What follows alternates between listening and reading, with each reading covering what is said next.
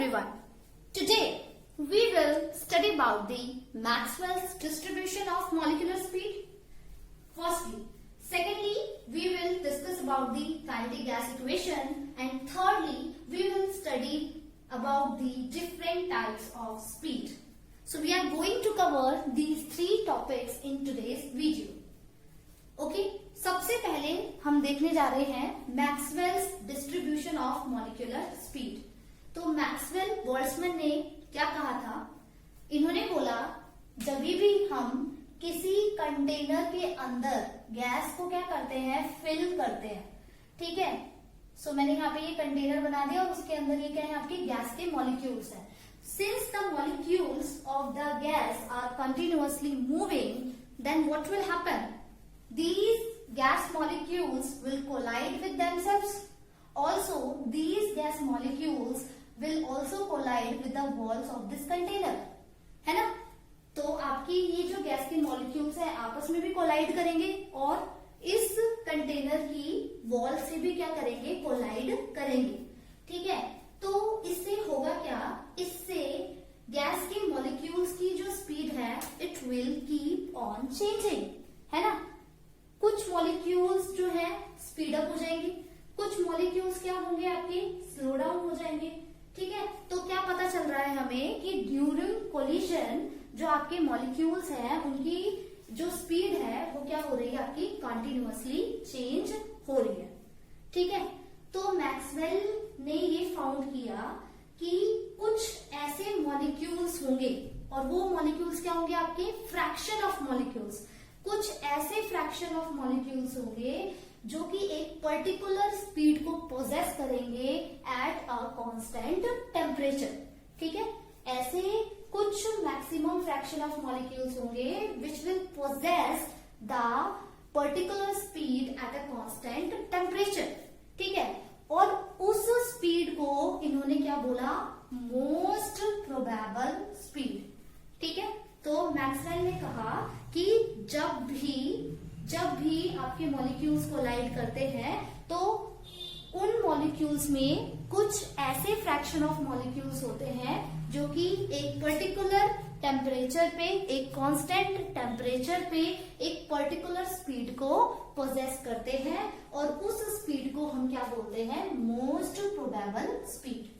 तो इन्होंने कर्व यहाँ पे ड्रॉ किया है between fraction of molecules and the molecular speed, ठीक है। तो इस कर्व में आपको जो ये पीक्स दिख रही है, ये जो पीक है, these peaks are correspond to the most probable speed. ये जो पीक है, ये पीक किसको करस्पॉन्ड कर रही है? ये पीक करस्पॉन्ड कर रही है किसको? मोस्ट प्रोबेबल स्पीड को, ठीक है। तो आपने एक चीज नोटिस की होगी यहाँ पे कि आपका जो T2 है वो ग्रेटर देन T1 है, ठीक है। कहने का मतलब है जब गैस का क्या किया गया, टेम्परेचर बढ़ाया गया, है ना। T2 ग्रेटर देन T1 है यानी कि आपने टेम्परेचर को बढ़ा दिया। तो जब आपने गैस का टेम्परेचर बढ़ाया तो ये जो पीक है ये क्या हो गई, आपकी कम हो गई, है ना। लोअर टेम्परेचर के लिए पीक काफी ज्यादा थी, लेकिन हायर टेम्परेचर के लिए ये पीक आपकी क्या हो गई, फॉल हो गई। तो आपको क्या पता चल रहा है कि with rise in temperature the fraction of molecules possessing most probable speed decreases, ठीक है। क्या पता चल रहा है, जब हम टेम्परेचर को बढ़ा रहे हैं ना तो जो फ्रैक्शन ऑफ मॉलिक्यूल्स जो कि मोस्ट प्रोबेबल स्पीड को क्या कर रहे हैं, पोजेस कर रहे हैं, वो क्या हो रहे हैं, आपके डिक्रीज हो रहे हैं, क्योंकि आपकी ये वाली जो एक्सिस है वो फ्रैक्शन ऑफ मॉलिक्यूल्स को रिप्रेजेंट कर रही है। तो जब लोअर टेम्परेचर था तो देखो कितने ज्यादा फ्रैक्शन ऑफ मॉलिक्यूल्स थे आपके जो कि मोस्ट प्रोबेबल स्पीड को पोजेस कर रहे थे। लेकिन जैसे ही आपने टेम्परेचर को बढ़ाया तो फ्रैक्शन ऑफ मॉलिक्यूल्स जो कि मोस्ट प्रोबेबल स्पीड को पोजेस कर रहे थे वो क्या हो गए, डिक्रीज हो गए, ठीक है। So it is a noteworthy point here, that is on rise in temperature the fraction of molecules possessing most probable speed decreases, okay। ये चीज आपने अच्छे से ध्यान रखनी है, ठीक है। इन जनरल होता क्या है, जब भी आप टेम्परेचर को बढ़ाते हैं तो आपकी मोस्ट प्रोबेबल स्पीड जो है वो क्या करेगी, आपकी इंक्रीज करेगी। क्यों इंक्रीज वो इंक्रीज करेगी।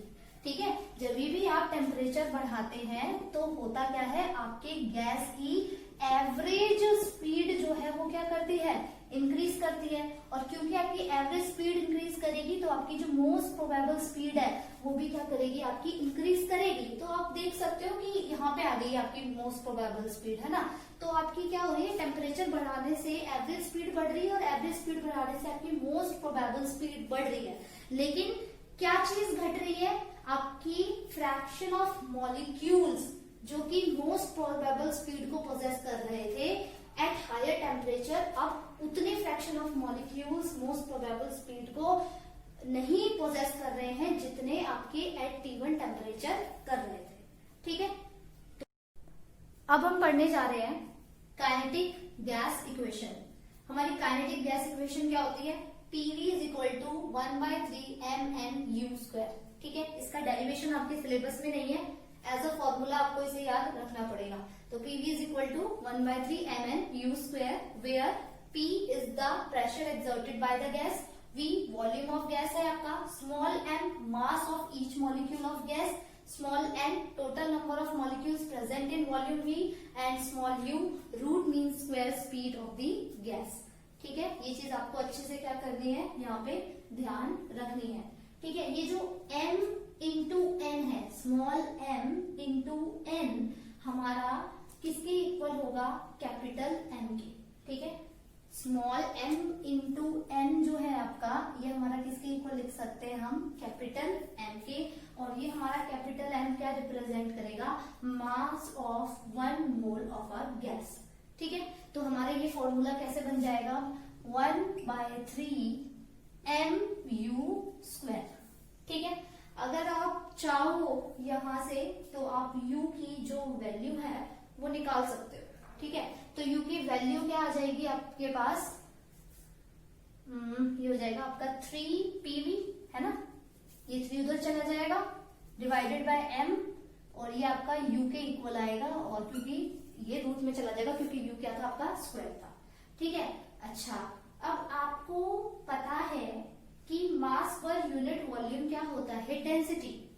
तो अगर वॉल्यूम पर यूनिट मास है तो इसको हम क्या लिख सकते हैं, 1 डेंसिटी। तो हमारे पास एक और फॉर्मूला आ गया इसका, 3p में स्मॉल d, जो कि क्या रिप्रेजेंट कर रहा है, आपके डेंसिटी को रिप्रेजेंट कर रहा है। ठीक है, तो ये आपकी काइनेटिक गैस इक्वेशन थी, आप इसको अच्छे से याद रखिएगा। ओके, सो अब हम देखने जा रहे हैं डिफरेंट टाइप्स ऑफ स्पीड। सो हमारे पास 3 डिफरेंट टाइप ऑफ स्पीड है। हमारी फर्स्ट वन क्या है, मोस्ट प्रोबेबल स्पीड, जिसको डिनोट किया जाता है अल्फा से। इसका फॉर्मूला क्या है, √2RT/n। और मोस्ट प्रोबेबल स्पीड हमारी कौन सी स्पीड होती है, which is possessed by the maximum fraction of the molecules of A gas. ठीक है, डेरिवेशन आपकी इन स्पीड्स के नहीं है, आपको डायरेक्टली फॉर्मूला याद करना पड़ेगा। ठीक है, हमारी नेक्स्ट स्पीड है रूट मीन स्क्वायर स्पीड, इसको डिनोट करते हैं u से। अब इसने बोला रूट मीन स्क्वायर स्पीड, तो अगर आपकी स्पीड क्या है, डिफरेंट स्पीड है, जैसे कि आपकी v1 हो गया, v2 हो गया, v3 हो गया, एंड सो ऑन। ठीक है, इनका आपने क्या करना है, स्क्वायर करना है। ठीक है, और स्क्वायर करके इसका क्या निकालना है, मीन निकालना है। ठीक है, मीन स्क्वायर स्पीड हो गया आपका, आपने इनका स्क्वायर किया, स्क्वायर करके आपने इनका क्या निकाल दिया, मीन निकाल दिया, और उसका आपने क्या कर दिया, रूट कर दिया। तो ये क्या बन गया आपका, रूट मीन स्क्वायर स्पीड। तो ये आपका इक्वल होता है किसके, अंडर द रूट 3RT/n के। ठीक है, तो इसको हम क्या बोलते हैं, आपके रूट मीन स्क्वायर स्पीड बोलते हैं, और इसको हम डिनोट करते हैं किससे, स्मॉल u से। ठीक है, और ये जो n है, n क्या है, आपके नंबर ऑफ मॉलिक्यूल्स हैं। ये वो मॉलिक्यूल्स हैं जो कि इन स्पीड्स को क्या कर रहे हैं, पोजेस कर रहे हैं। ठीक है, तो n नंबर ऑफ मॉलिक्यूल्स है आपके यहाँ पे, which is possessing v1, v2 and v3 speed. Okay, अब देख लेते हैं थर्ड स्पीड। हमारी थर्ड स्पीड क्या है, आपकी एवरेज स्पीड। एवरेज स्पीड को कैसे डिनोट करते हैं, v से। तो एवरेज तो आपको निकालना आता ही है, n number of molecules possessing speed v1, v2, v3 and so on. So average कैसे निकलेगा, इन सारी स्पीड को ऐड कर दो और अपॉन में n नंबर ऑफ मॉलिक्यूल्स को लिख दो, जो कि हमारे इक्वल होगा किसके, रूट में 8RT/n। ठीक है, ओके, आपका जो v होता है वो किसके इक्वल होता है, 0.921 u के इक्वल होता है। आपका जो अल्फा है, अल्फा हमारी क्या है, मोस्ट प्रोबेबल स्पीड, वो हमारी इक्वल है किसके, 0.816 u के, है ना। u हमारा रूट मीन स्क्वायर स्पीड है यहाँ पे, ठीक है। तो आपकी average speed root mean square के 0.921 टाइम्स है, और आपकी most probable speed root mean square speed के 0.816 टाइम है। तो जब आप इसका रेशियो लोगे तो आपको रेशियो क्या मिला, alpha ratio v ratio u। Alpha क्या है आपकी मोस्ट प्रोबेबल स्पीड, v क्या है आपकी एवरेज स्पीड, और u क्या है आपकी रूट मीन स्क्वायर स्पीड। जब आप इसका रेशियो लोगे तो आपको रेशियो क्या मिलेगा, 1:1.128 रेशियो 1.224, ठीक है। आप इस रेशियो को अच्छे से याद रखना, ये आपसे 1 मार्क में पूछ लेते हैं। तो ये आपकी डिफरेंट टाइप्स ऑफ स्पीड थी with the formula, okay. So this is the representation of alpha, v and u, that is your different types of speed in the Maxwell distribution curve। तो Maxwell distribution curve आपका इसी तरीके से बनता था, fraction of molecules और molecular speed के बीच में, ठीक है। तो आपकी जो ये पीक थी ये किसको रिप्रेजेंट करती थी, most probable speed possessed by the fraction of molecules. तो यहां से लेके यहां तक ये क्या रिप्रेजेंट कर रहा है, अल्फा, ठीक है। यहां से लेके यहां तक ये आपकी कौन सी स्पीड है, आपकी एवरेज स्पीड, जो कि क्या है v, और यहां से लेके यहां तक ये आपकी कौन सी स्पीड है, आपकी रूट मीन स्क्वायर स्पीड, ठीक है। तो मोस्ट प्रोबेबल स्पीड, ठीक है, एवरेज स्पीड और रूट मीन स्क्वायर स्पीड। तो इस ग्राफ से पता चल रहा है आपका जो u है वो ग्रेटर है, यानी कि रूट मीन स्क्वायर स्पीड सबसे ज्यादा ग्रेटेस्ट है, और आपकी मोस्ट प्रोबेबल स्पीड क्या है, सबसे ज्यादा लीस्ट है, ठीक है। तो आप ये ऑर्डर भी इसे अच्छे से ध्यान रखना। So in today's class what we have studied, we have studied about the Maxwell distribution of molecular speeds, and then we study about the kinetic equation, then we studied about types of speed, and then the last, that is the representation of these speed in the Maxwell distribution curve। I hope आपको ये अच्छे से clear हो गया होगा। Thank you class.